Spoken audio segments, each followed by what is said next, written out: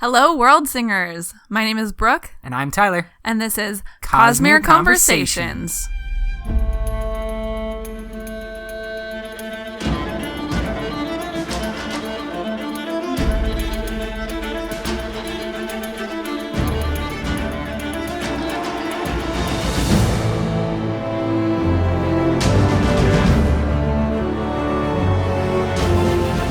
Welcome back for another episode. Thank you all for downloading, and wanted to give a big shout out. Thank you so much for the ratings and reviews lately on the Twitters, guys. And iTunes, all that stuff. We really love it. Absolutely. And Happy New Year. Welcome to 2018. We have made it long past when the Mayans said that we would. That's true. Now here in 2018. Don't know if the Mayans were necessarily wrong, but you know. Yeah, the world could definitely be ending. Yeah, it's weird, but 2018 can be better, and it can be better with Cosmere Conversations. Woohoo! We have a breakdown that is just ongoing of Oathbringer and all that it exposed, or all that we learned during Oathbringer. Last week, talked about Odium and the Oath Pack. A lot of great theories floating around about what that means for the Cosmere. But this week, we have probably one of the biggest mysteries that was kind of introduced in Oathbringer. We got some very small hints before this, but Oathbringer really cracked open the egg of the Unmade. Exactly, and that's what we are breaking down, is all of the Unmade and the weird things that are going on. What are they? Yeah. Who are they? What do they do? What are their powers? Is one of the biggest mysteries on Roshar for me right now. Is like, what exactly are the Unmade? Yeah. And we're going to kind of explore what we know about them. During Oathbringer, we had an in-world book that was referenced and then eventually part of the epigraphs called the Mythica, right? Mythica. So. Yeah, by Hesse. Hesse's Mythica. Yep. Was a in-world book that was often kind of dismissed by serious scholars. Yeah, it said that Yasna disagrees with some of her points, but it was the book that Shallan is reading throughout Oathbringer to learn more about the Unmade after her in-person encounter with one of them.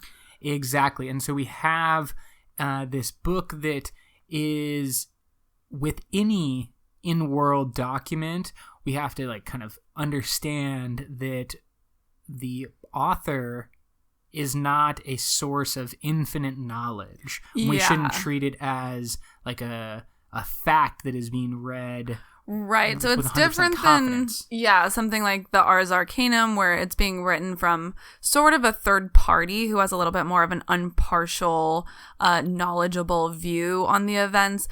Mythica is written by a Rosharan scholar, so we have to understand that she's going to have all the same sort of prejudices and limitations to her knowledge as all of the other people on Roshar. So while we do get some great information about the Unmade from that text, we have to kind of take everything with some skepticism and knowing that it may not be 100% true. So I think what we should just kind of start with, Brooke, is what is a basic definition or a basic kind of understanding of the Unmade? Good question. I don't know if we know 100% for sure yet. They're often referenced as things that are similar to spren. Like in the Mythica, she references them as both, quote, spirits of the void, and also as, quote, 9 shadows who moved in the night. They were specific kind of spren endowed with vast powers, end quote. So we have something kind of like a spren, and I think when they were first talked about, I had a flashback to the giant spren that was swimming in the bay in Way of Kings, I think it was. Yeah, that Axes the Collector goes to see. Yeah, exactly. And I think it's Cusicketch. Yeah, it kind of is like going to appear like every morning, and it's become like not a mascot. It's like a ritual. Yeah, it's like a ritual for like the town people to like, oh, and here's coming our giant spren. And so I kind of was like, oh, they're big gigantic spren. But when the events of Oathbringer start to unfold, you realize that like while there might be some connection between the two, I think that the Unmade have developed into more something that is not categorized in the same way as we would categorize a spren. Yeah, I definitely agree with that. They seem to be different from spren, but they do sort of act the same in the way that, and we'll talk about this more in a little bit, but in the way that they are able to be housed in gemstones similar to spren are, and yet there is something that is not quite the same in between the two groups. So you just mentioned one of the key points about the Unmade, as well as one of the key plot points of Oathbringer. At the end of Oathbringer, we have the capture it's like a pure gemstone, a special gemstone that is going to capture the Unmade that was previously understood to be the force known as the Thrill, and that is the Unmade of Nergul. Yeah, pronunciation is going to be tough for this definitely. episode, but we will do our best. So we know that the Unmade are kind of like spren, but we previously saw them exposed more like forces on Rashar, the Thrill being the most often referenced, but we also had the epigraphs from Way of Kings, maybe into Words of Radiance, that were directly tied to Molak. Yeah. And that was Future Sight, or the Death Rattles. Mm-hmm. And so we saw those two type of forces play out in the earlier books, and then Oathbringer comes around and we realize, you know, those forces are control or are the effect, the product of different types of Unmade. Yeah, so I want to go back to your point about the fact that they're able to be captured in some kind of perfect gemstone, and I think that is has to do with like the way that they're cut, similar to the way that cut gemstones hold stormlight better than uncut gemstones do. If the stone is like 100% perfect, it is, I don't know, powerful enough, or it has the appropriate structure to be able to house an Unmade. And there is one of the epigraphs mentions that I guess we should talk about the epigraphs, huh? The epigraphs that are recorded in gemstones in Urithiru by previous Knights Radiant. Super interesting. This like ancient record of things previously unknown. And when one of these Knights Radiant mentions, quote, "The theory that the Unmade can perhaps be captured like ordinary spren. It would require a special prison and militia," end quote. And militia is the bondsmith of that era. So it's a reference to a character that we don't have any other knowledge about, but was serving in a role similar to Dalinar's in the present Rasharian world. Yeah, so I think that's super interesting too, because it seems like maybe only bondsmiths would be able to perform this action of trapping the Unmade in a gemstone. I think Dalinar does it at the end of Oathbringer, right? Yeah, that's correct. He like conquers the Thrill and brings that into the gemstone that had been brought, I believe, by Odium. I think Odium brought the gemstone, and then Lift and Nightblood need to go get it. Right. Yeah. Lift, Zeth, and Nightblood. Yeah. So that puts him in an interesting position as, you know, the only one that has this specific power.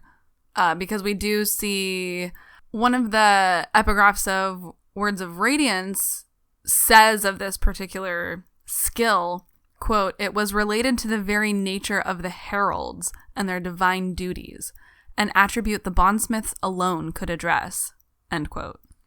So we know that the climax, or the near climax, of Oathbringer involved Dalinar bringing together the three realms to either kind of make a permanent location of Honor's perpendicularity that was always moving around, or to kind of fix Honor's perpendicularity that had been broken or damaged with his death. Still not 100% certain about how Honor's perpendicularity appears on Rashar, but we know that he merged the three realms together, and that seems to be probably what is being referenced here with the callback that only bondsmiths, or that they will need a bondsmith's Maleshi to help them capture the Unmade. I think that it has to do something with the bondsmith being able to move either things, objects themselves, or kind of just bring the three realms together. So maybe the similarity between spren and Unmade is that they are both home in the cognitive realm. They both live in the cognitive realm. And so and spiritual realm, obviously, but they're less felt or less present in the physical realm. And so that's kind of like they're cousins of spren, or they're somehow related to spren. Mm-hmm. But then the reason that Dalinar or any bondsmith would be necessary to capture is because you have to merge the three realms together in order to one, have the physical realm entity, which is the perfect gemstone, and then two, have the cognitive realm entity, which is the unmade force, and then three, maybe the energy comes from the investiture comes from the spiritual realm, and none of the other orders or anyone else that we know of, with the exception maybe of the heralds that you pulled from that quote, could do something similar. Super interesting. So another thing we know about the Unmade is it's referenced many, many times in Oathbringer that there are 9 of them. I don't know about you, but that like immediately put up a red flag for me because as we know, everything on Rashar is 10. Not 10. There's 9. And like this was really, I kept thinking I'm missing something. I am not understanding something because 9 is an unholy number. Yeah, like there can't be 9. Exactly. Like why would there be 9? There has to be 10. Like so everybody's wrong. Why isn't there just 10? Because that's, I mean, the whole point is obviously that Brandon has set up this idea through multiple books that 10 is important, 10 is important, 10 is important, 10 is important, and then he's like, oh, there's 9 unmade. We do have the names and suspected powers of many of those 9, but we don't necessarily know why there are 9. Yeah, or if that's even correct, right? Because everything that we know is coming from in-world, which has a lot of flaws. Like, as we discussed last time, the entire history of humanity is completely different than they thought. And I think that's always important to keep around, and it's something that... I'm calling Brandon Sanderson Dalinar. It's something that Brandon Sanderson has played with in other books as well, as history not being accurate, having a key mistake about like a core component of your understanding, geography the unreliable narrator is the entire world. Exactly. And we have such interesting kind of speculation about why there are 9 unmade, but we see, I think for the first time, really early in the book with Dalinar, his vision of Odium's champion, and then I think it's described as a person in black shard plate with red glowing eyes, and surrounding that person are 9 shadows.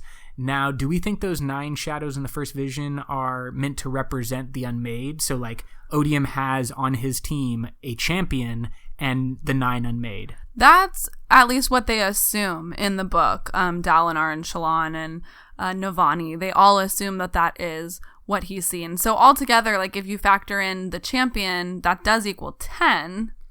And I am somewhat of the opinion that the key quote explaining the backstory of the Unmade is said by one of them, who I'm not going to pretend that I can pronounce correctly. S.J.A. is her first name, and you just want to try to help me out here. I think I've been saying it like Ja-Anat. Ja-Anat is what we're going to go with. Everyone else in the world, say it however you want to say it. Basically, she says of the Unmade, of the 9, we were made and then unmade. And so I definitely think that this is hinting at a corruption somehow of the Unmade.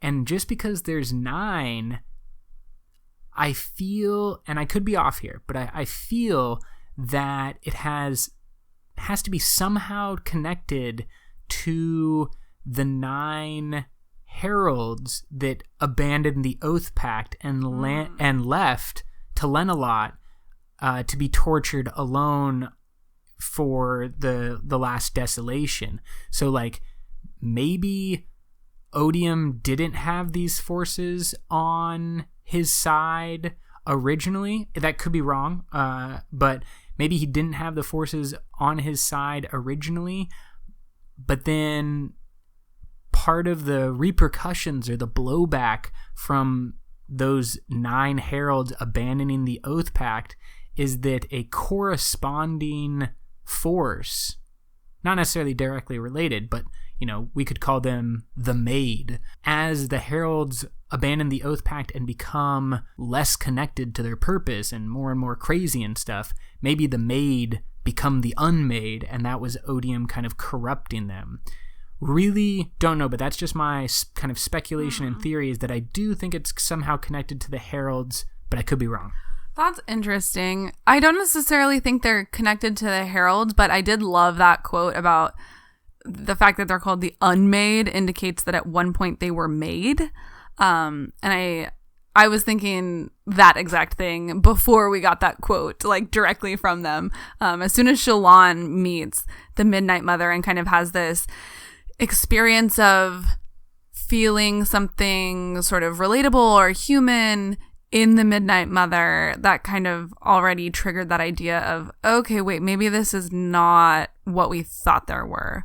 In relation to there being 9 of them, I mean, I think either one, that is just not true. And there are 10, however, throughout the course of history or whatnot, the 10th one sort of got lost and we don't have a record of it.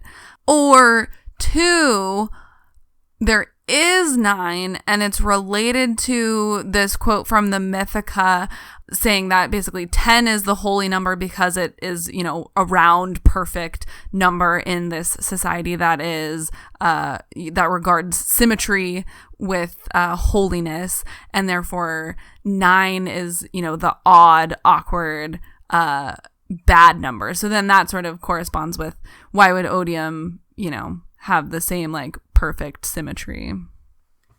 My other kind of theory about the Unmade, and I think this has been at least mainly discredited, or people on the internet have kind of shut it down as not likely, but I just want to throw it out there as another idea, is that if Honor has 10 champions, the heralds, bonded through the Oath Pact, it is, in my opinion, likely that Cultivation may have also had 10 champions. Yeah, I was thinking that too. That possibly when the Unmade were made, they were made by Cultivation and then Odium corrupted them. It just seems to fit because we also know that there is still one spren that is directly tied to Cultivation, and that is the Night Watcher. The Night Watcher, we know, is still in world, totally chill with Cultivation, at least, for Lift and Dalinar. We don't assume that she's broken or anything, but that would kind of at least make sense to me. All right, there's one Made from the original that did not get corrupted or that Cultivation was able to maintain control over, but the 9 other ones were corrupted. And again, that might also tie back to the defeat of Honor and kind of Odium's effect and blowback. And so we have kind of these 2 shards that put up their champions. Well, 9 of Honor's violated their Oath Pact, and 9 of Cultivation's turned from the Made into the Unmade. I could see that. That's interesting. Yeah, I think that on the internet, it's not a super popular theory, but it's just another thing to think about. Yeah, definitely. There's still so much we don't know. Should we talk about the Unmade as individuals and kind of what we know about them? Yes, let's talk about the things that we do know rather than just give all speculation. all speculation, yeah. So let's talk about from the Mythica and from the epigraphs in, I think it's part 4 of Oathbringer. We have quotes from the Mythica that really look at the knowledge, at least the in-world knowledge, of each of the Unmade. And you already mentioned the first one, and it's the one that Shallan has the encounter with, very powerful, and it's right before the story begins. The girl who looked up, and then that reoccurring theme for Shallan throughout the book. It's a fantastic story. I love that. And then they go in and they face this first Unmade. Mm-hmm. I'm going to give you all pronunciation, and I'll take the easy nicknames for them. Sounds good. So you already mentioned Midnight Mother. Another name for this Unmade is Re-Shafir. So we have Re-Shafir, the Midnight Mother. We did see a lot of the presence of the Midnight Mother in part 1. Yeah, I think it's Oathbringer. Part 2. But yeah, she actually gets some screen time.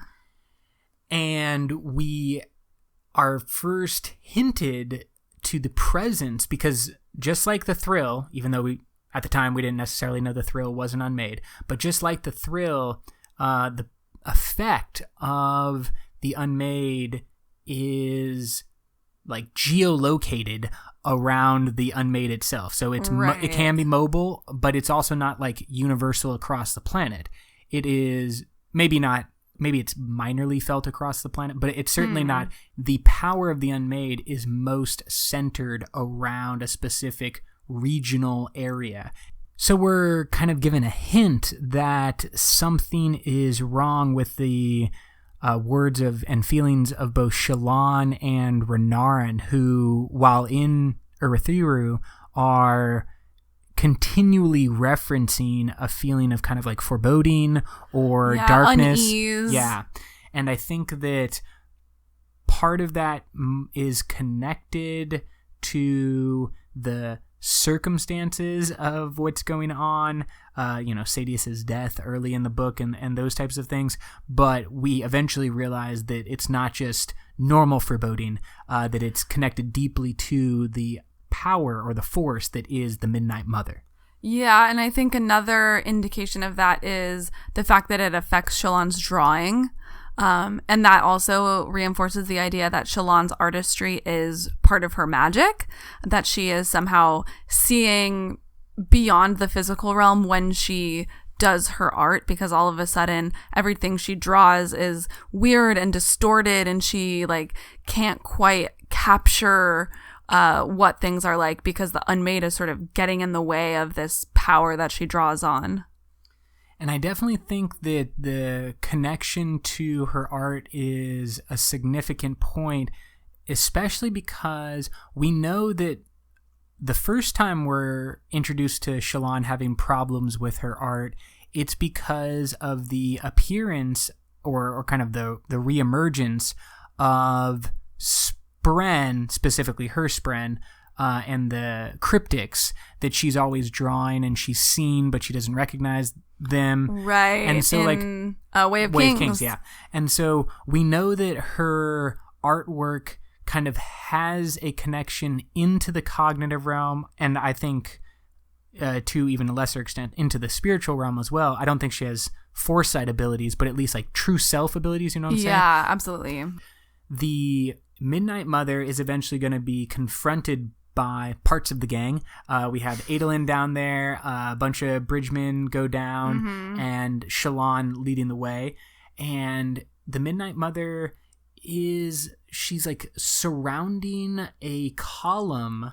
Do you want to take that? Yeah, she is like wrapped around. So the Midnight Mother manifests in the physical realm as this giant sort of pool of like oily goo, sort of like gack when you're a kid is how I imagine it, but like black. And it's like all stuck around this column in the middle of Urithiru that is covered in gemstones. Like every different size gemstones. I mean, they like mentioned that it was easily a fortune bigger than like any single kingdom possessed, of just like covered a massive column. And we have the Midnight Mother that's not necessarily guarding it, but certainly it is a significant part of the city of Urithiru as well. Yeah, it seems like it's maybe the heart or some sort of integral part of the fabrial that is the city of Urithiru. Yeah, and so I think there's definitely a reason that the Midnight Mother is around that thing. But we know that Shallan is able to... I'm not going to say defeat it, but definitely like force it away in their confrontation. And she mentions, this is another point that sort of ties the Unmade to Spren. She mentions that the Unmade, the Midnight Mother, is trying to sort of get in the bond that Shallan has with Pattern. When she is confronting the Midnight Mother, she like feels her sort of tapping at that place in the spirit web where she and Pattern are connected. I thought that was really interesting. I also thought it was interesting that the Midnight Mother reproduces images of things that she's seen. So she starts creating, sort of shadow puppets of Adolin and all the bridgemen, but she doesn't create any of Shallan. And I think that's significant. Yeah, I think that part of that is related to Shallan's story in the book of not really knowing who she is and having the multiple personality disorder. That's interesting. Like, she doesn't have an identity, so the Midnight Mother can't replicate it. I think that's what is going on. But we also had the Midnight Mother replicating the deaths and the murders that were going on. So that was kind of the other key signifier that something weird was happening. And let's move on to the next one, though. I mean, we could try to talk about all the theories. There's just so much. I know, but let's hit the next one because she also gets some screen time. Sorry, just really quick, I do want to say that in the Mythica, Hessie, the author, says that she thinks the Midnight Mother has been destroyed. So this is our first clue that this text is not necessarily completely correct. That's a good reminder as we go forward, is that we're pulling a lot of this quotes from the Mythica, but we also know for a fact that the Mythica doesn't have the information that Shallan does and doesn't know that, no, this thing is definitely around. So keep that in mind as we go forward. We'll try to make as clear as possible when we're pulling stuff from the Mythica itself, and then more just like general knowledge that was pulled elsewhere. Yeah, so the next one we also mentioned briefly, Ja-Anat, who is also known as... the Taker of Secrets. Thanks for letting me say the easy part. Such a good name, the Taker of Secrets. And Ja-Anat is going to have a more humanoid appearance than just kind of a black goo, and have a body that is made of jet black shadow, is how it's described, with white holes for eyes. And she kind of moves in between this shadow form, and sometimes she does look more human, but that seems like it's sort of one of those masks like Odium puts on to look more human for the humans, and then sometimes she sort of fades into what I would consider more of her true shape, which is that jet black shadow, but she always keeps those like shining white holes as her eyes. So creepy. So from the Mythica, Ja-Anat was described as one of the most feared by the Radiants because of her ability, or the force behind Ja-Anat. It is to corrupt lesser spren, and this is the hint that there is a nearby Unmade, and once again figured out by Shallan. I think there's another callback to her connection into the cognitive and spiritual realm, is that she's often the first one to like call these things out. The thing that she noticed is that small spren are either red in color, which is a signal of corruption, or they are not the normal type of spren, but the normal behavior. So you have like flame spren, but instead of being the normal spren that she is familiar with, it's definitely a flame spren because it's like appearing next to a flame, but it's different and twisted and has a different pattern of moving, and so the spren has become corrupted in some way, and that's Ja'ana's real power and kind of signifier that she's around. Yeah, and Ja'ana she says she's been forced to corrupt the spren that control the Oathgate, and that's the main interaction she has with Shallan. Is she actually tries to help them, which I think is super interesting, and again speaks to that idea that the Unmade aren't necessarily these sort of evil monsters that we may have imagined them as. Not only does she appear more human, she also speaks more human, communicates with Shallan. She mentions that she has children a couple times in that short conversation, which I thought was really interesting. And it would also kind of support the idea that the Unmade are kind of similar to the Heralds that then have lesser spren. For example, we know that the Wind spren are considered like children of honor, and the Honor spren. Well, I think Wind spren are considered cousins of Honor spren. They're very similar. So we know that there's like a relationship between spren, and we know that Honor spren have obviously bonded to the Knights Radiant, the Windrunners, and we know that they're all tied back very closely to the Shard of Honor. But like you have this kind of delineation of powerful creatures, beings, forces, and at the bottom are like the lesser spren. So I kind of feel like we could see that same type of relationship, and maybe the children that Ja'ana is referencing are a spren that we either are familiar with or maybe not familiar with. Yeah, because she says, quote, "You will not give my children a home, not yet," end quote. I don't know what that means. Just as we're talking, I have developed a new crazy theory. What if the Unmade are some type of herald or champion or like gigantic spren from Ashen, from the home planet of the humans, and then as the humans brought them over, I'm kind of thinking like a American Gods, which is a Neil Gaiman book, where like the old gods from Africa or the Middle East or Europe, the Greeks and the Romans or whatever, they're brought over to the New World by people. And so what if when they were the Made, they were actually like the gods of Ashen, and then the humans brought them over. Again, I'm just throwing out crazy shit at this point. Yeah, for sure. What I thought was most significant about the experience with Ja'ana is that she was not the only one in Kholinar. Is that we had a multitude, I think 3 known spren, or is it 2? In Kholinar? Yeah, in Kholinar. In Kholinar, we only had 2. Okay, so 2 spren in Kholinar. And they were kind of operating. Actually, I think there's 3. I think there is 3. One of them is bonded to Azadin, the king's wife, Elhokar's wife.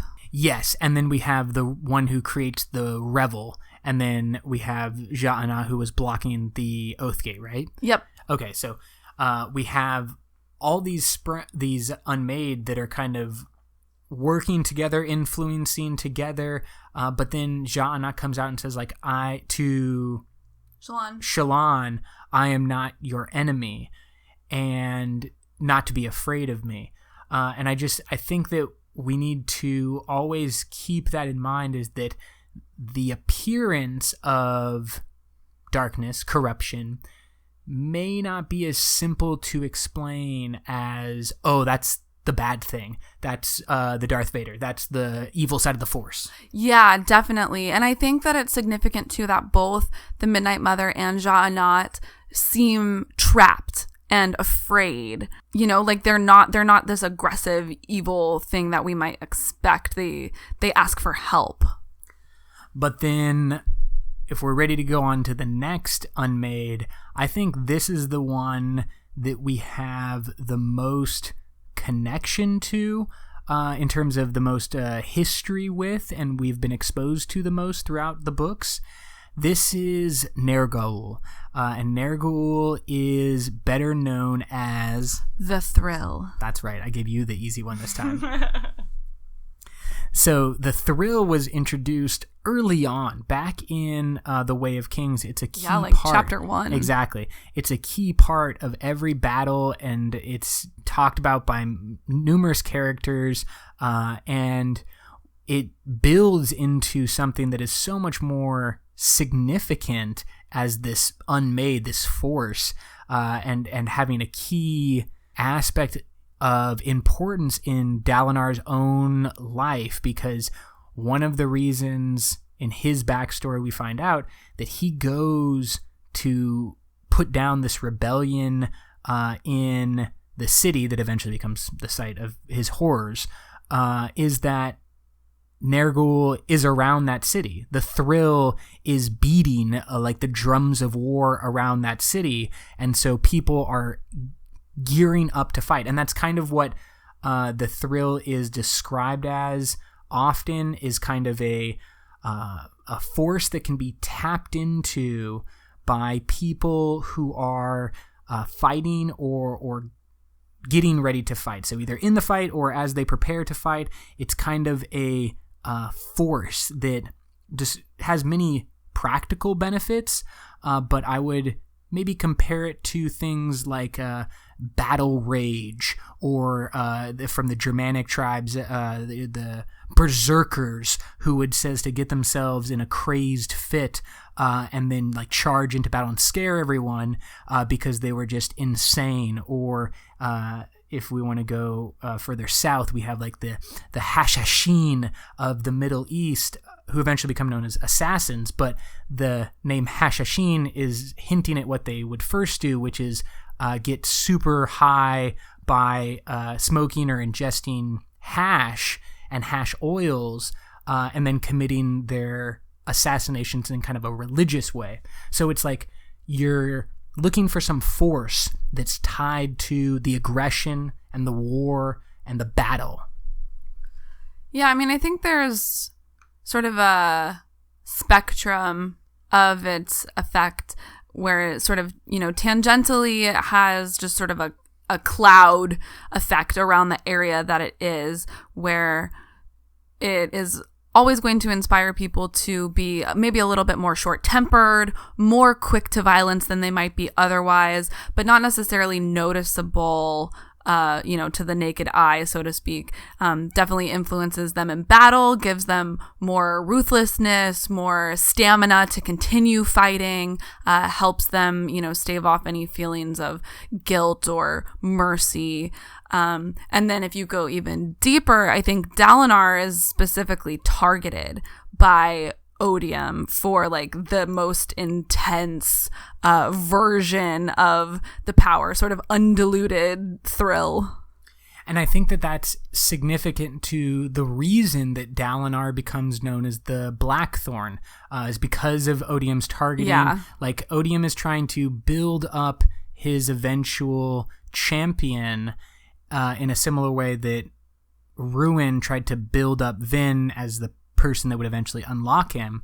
I think that it is most likely that parts of Dalinar's brilliance on the battlefield, and then his kind of feared nature and the horrific or very brutal tactics that he would use were directly because of this kind of focused thrill that he was exposed to.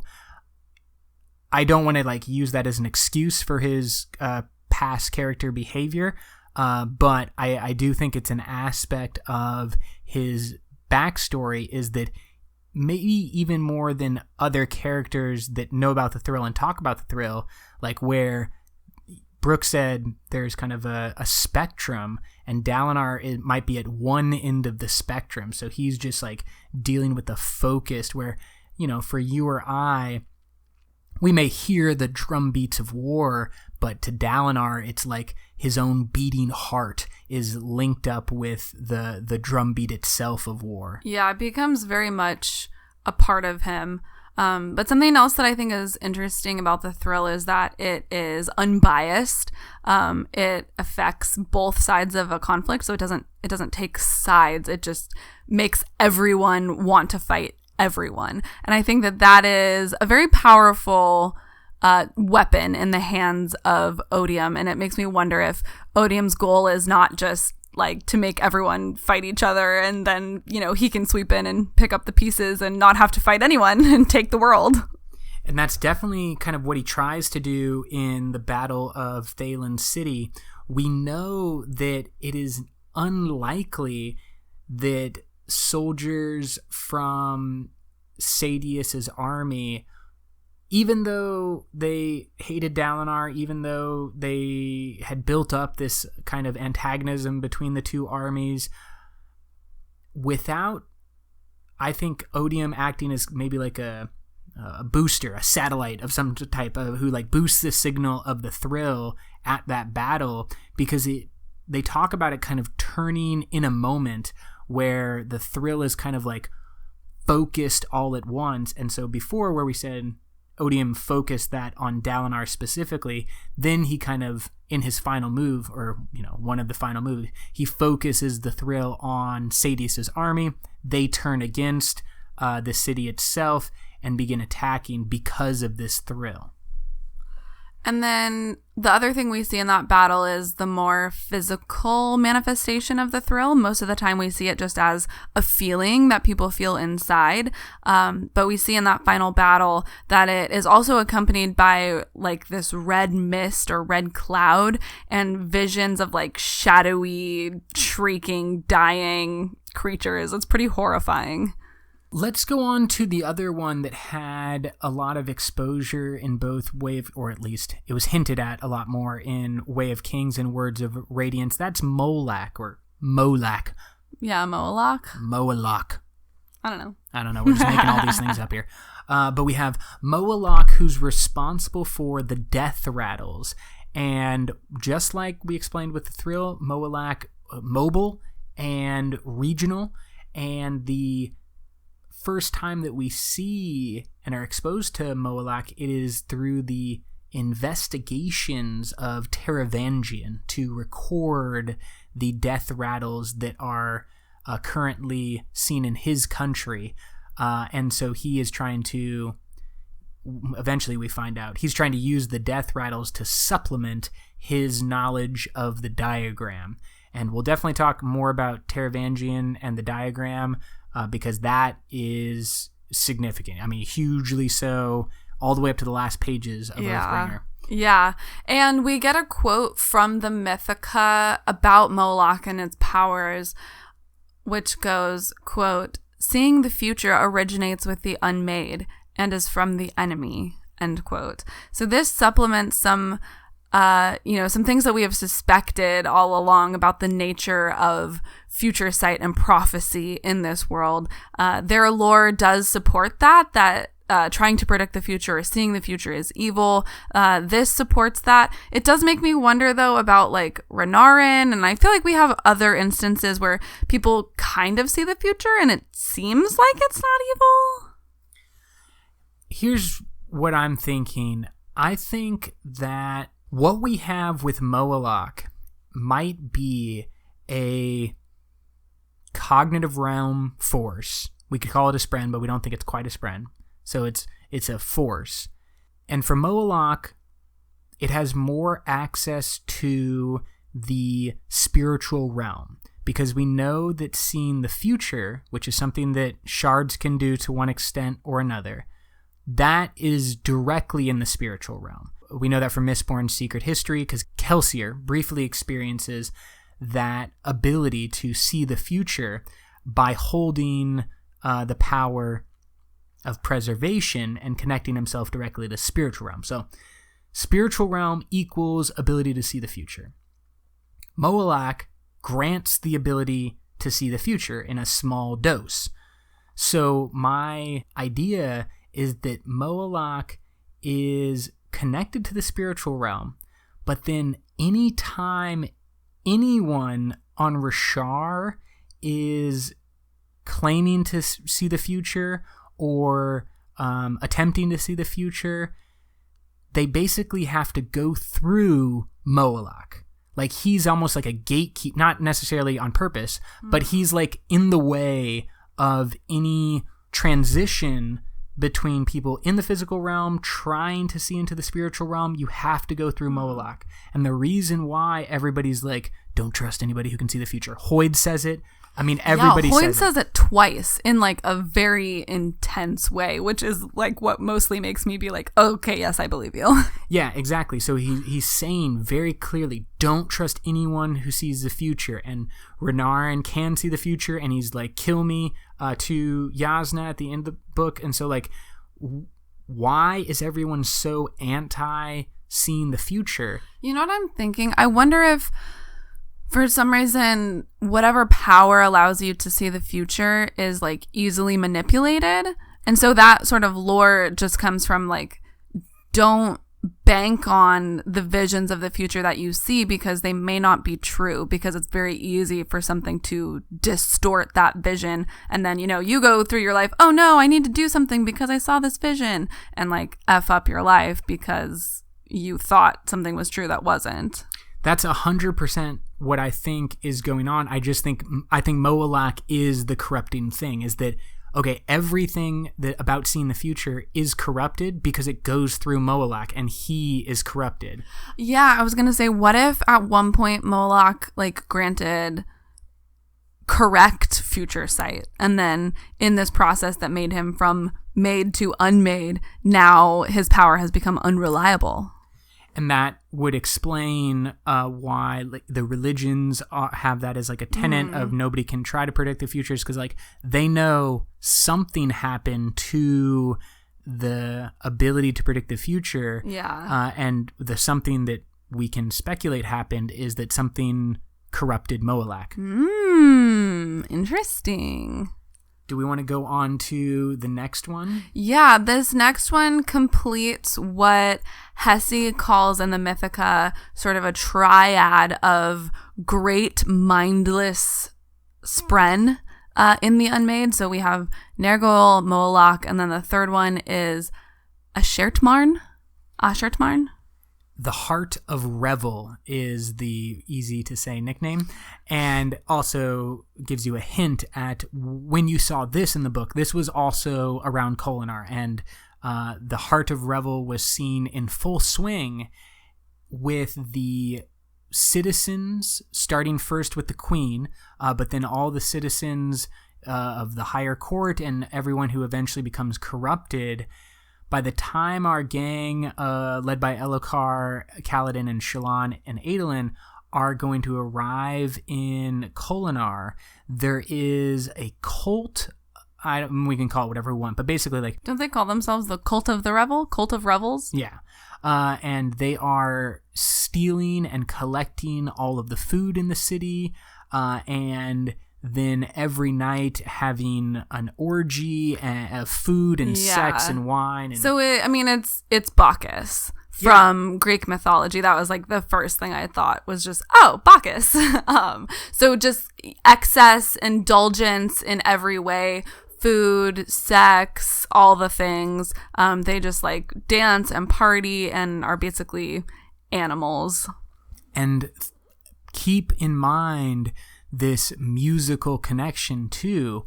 Like previously we talked about the drum beats of war. Okay, that's a very clear thing that exists in our own world and is obviously interpreted. It's like the beat of a dance club Exactly. that you hear from like down the street. That's what I was thinking. All right, so going back for a deep reference here, but there is like the cave orgy in the second Matrix, and half of the world is like, we have no idea what you're talking about, but it's totally fine. It's just like, whatever, you're just dancing and feeling it, and just like lust and love and excitement and sweat and sex, and it's just all going on.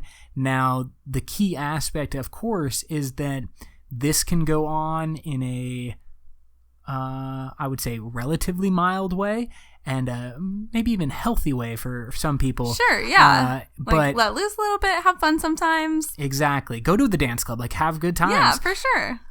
But when you spend like every night 72 hours at the dance club, you might have a problem. If you're stealing from like poor, starving children to fund the dance club where they like are purposefully wasting like the food and everything. Yeah, Shalon gets there and all of the food is just like rotting on the tables. It's not even about indulging themselves. It's like having so much indulgence that you can create the waste. Yeah, crazy. And this Heart of the Revel, it actually physically manifests as a giant heart, like a physical heart. Ugh. And not the stereotypical not a Valentine's Day heart. But the human heart of the inside with all its tubes and weird shit going on. Gross. Yeah, I mean, it's looking like a muscle and a beating heart of revel and lust and all these things. Yeah, and it's black. Do we want to go on to the next one? Yes. Next one is Yellig Gnar. The Blight Wind. Yeah, and we see this one also on screen in Oathbringer. It bonds with Amaram in that final battle. Which, because it's part of like the Sanderson avalanche when you're just at the end of the book and you can't stop reading, I had so much difficulty with interpreting all the different aspects of the final battle. Yes, I agree. It's sort of all jumbled in my brain because I was just like reading as fast as possible and there was so much to like take in. Exactly. And with a book, I think you can do that more than with something like a movie where it's like this is what's happening, you're going to watch it and you can experience it.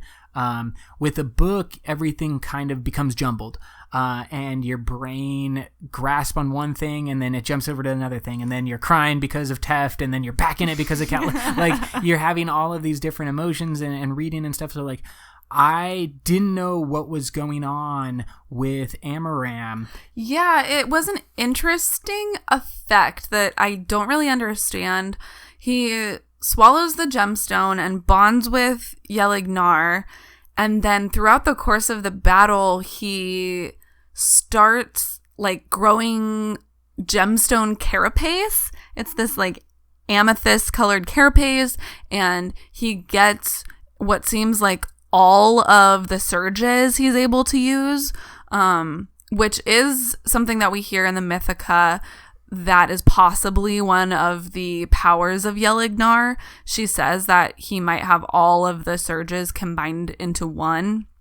And then something from the Mythica as well that she says is, quote, he could transform any Voidbringer into an extremely dangerous enemy, possibly involving swallowing a gemstone, end quote. So we see that swallowing of the gemstone. Do we know if this was ever done on screen, or like what did Odium or Amaram capture this Unmade in the same way that Dalinar captured the thrill?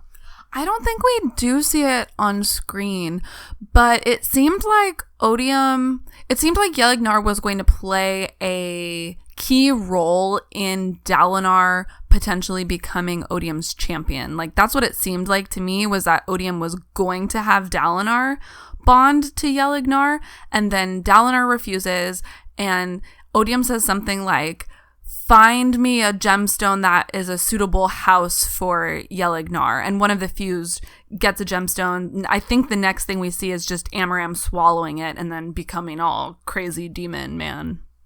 So it's possible that Odium either had complete control or complete cooperation with Gnar, where maybe he did not with Unmade like Ja Anat, who's more resistant to his influence. Yeah, that's interesting. I would guess either Gnar was already imprisoned in the gemstone, or Odium had some kind of ultimate control over him or cooperation. What I think can definitely be said is that there is going to be, I think, significant benefit on the reread or the thrice read of Oathbringer because of this problem. Obviously, it's a problem of readership. There's some people out there who are like, I don't have any problem with it. Yeah. But it's definitely, I think, props to you if you can like read it the first time and totally get everything clear.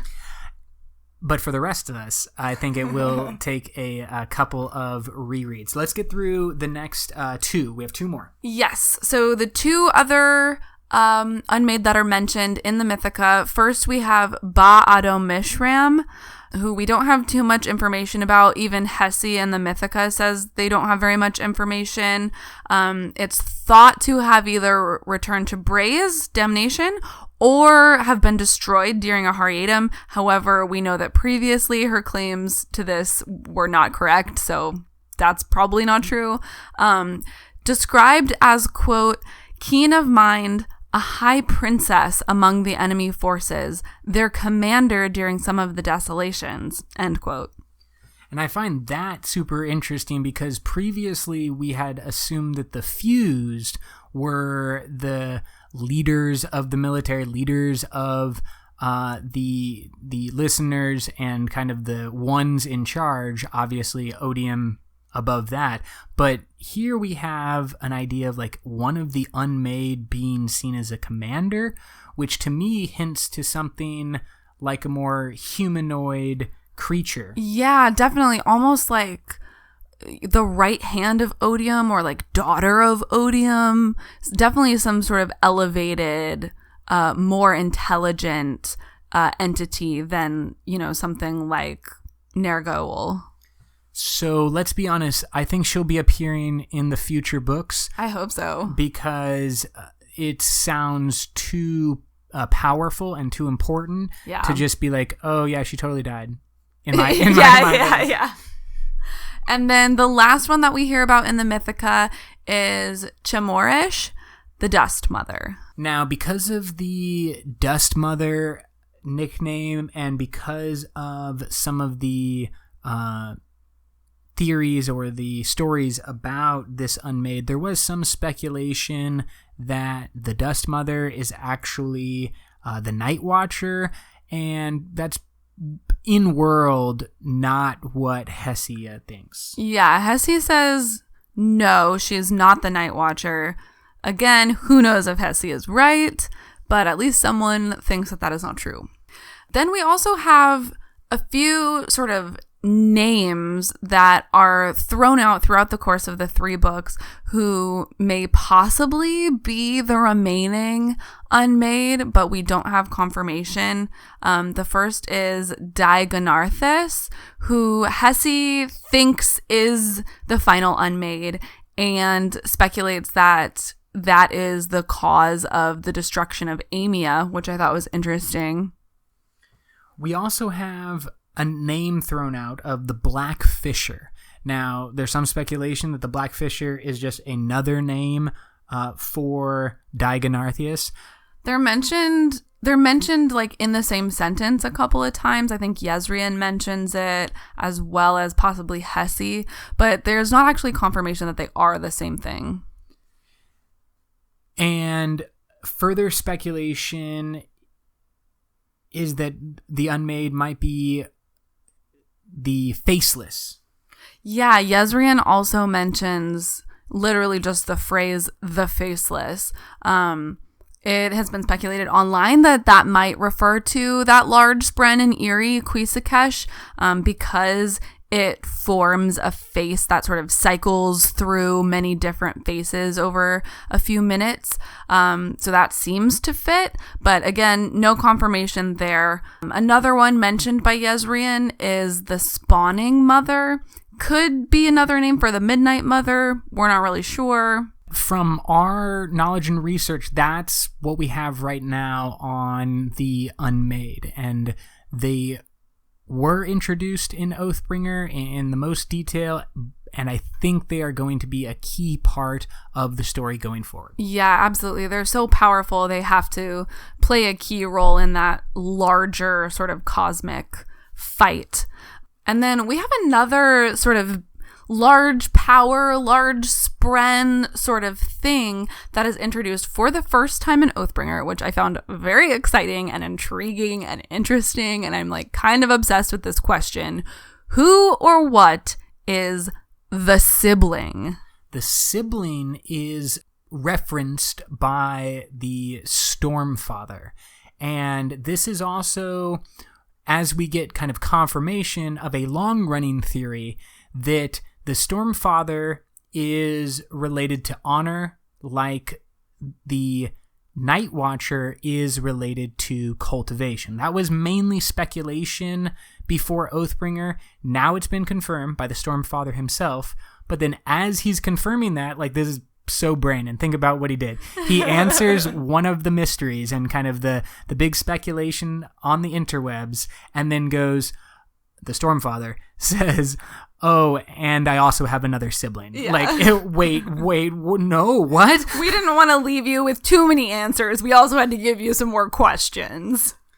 So, specifically, do you want to play Stormfather and Dalinar here in their back and forth? Let's do it. Do you want to be Stormfather or Dalinar?